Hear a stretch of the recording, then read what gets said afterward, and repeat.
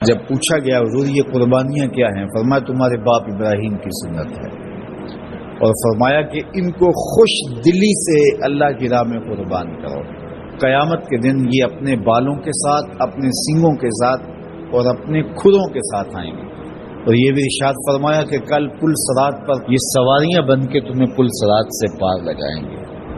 اور جب قربانی کے لیے کوئی شخص جانور خوش دلی کے ساتھ رضائے الہی کے حصول کے لیے ذبح کرتا ہے تو اس جانور کا خون زمین پر گرنے سے قبل یہ عمل قبول کر لیا جاتا ہے۔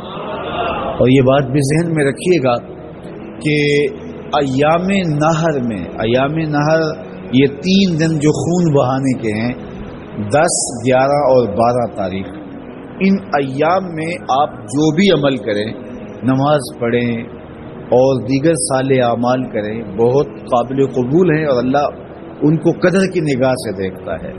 لیکن ان ایام میں جو سب سے زیادہ اللہ کو محبوب عمل ہے وہ راہ خدا میں خون بہانا ہے، قربانی پیش کرنا ہے۔ تو قربانی کا کوئی اور متبادل نہیں ہو سکتا۔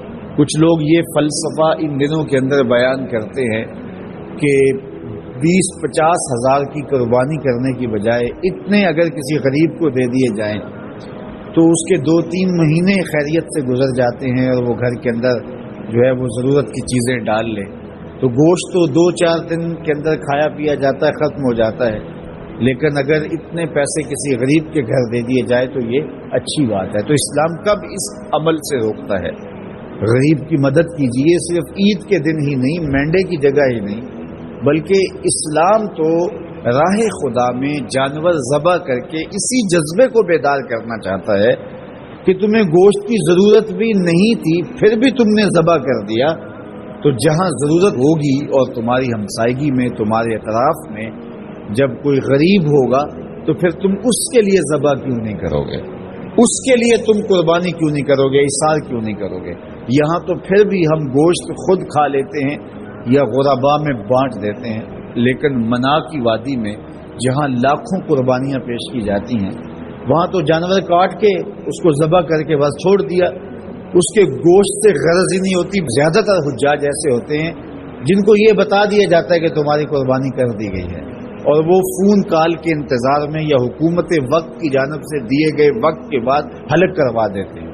تو انہوں نے نہ اپنا جانور دیکھا ہوتا ہے، نہ اس کو ذبح ہوتے دیکھتے ہیں، تو صرف انہیں ٹائم بتلا دیا جاتا ہے یا ان کو کال کر دی جاتی ہے تو یہ ان کے لیے کافی ہوتا ہے۔ تو وہاں تو گوشت کھانا بھی مقصود نہیں، تو صرف اللہ کی رضا کے لیے جانور ذبح کرنا۔ تو جب رضا الہی کے لیے جانور ذبح کرنے کا جذبہ پیدا کر کے تمہیں راہ خدا میں خرچ کرنے کی ترغیب دی جاتی ہے تو پھر تم پورا سال خرچ کرو گے، تمہارے لیے کوئی مشکل اور کوئی مشقت نہیں ہوگی۔ لیکن اگر تم جو ہے وہ اس جذبہ خیر سے نور حاصل نہیں کرو گے تو پھر تمہیں یہ دولت نصیب نہیں ہوگی۔ تو سب سے افضل عمل ان 3 ایام کے اندر جو بتایا گیا وہ یہی ہے کہ راہ خدا کے اندر خون بہانا ہے۔ اللہ کے محبوب علیہ الصلوۃ والسلام کی خدمت میں جو ہے وہ مینڈے لائے گئے جو چتکبرے تھے، اور حضور علیہ الصلوۃ والسلام نے اپنے مبارک ہاتھ سے ان کو ذبح کیا۔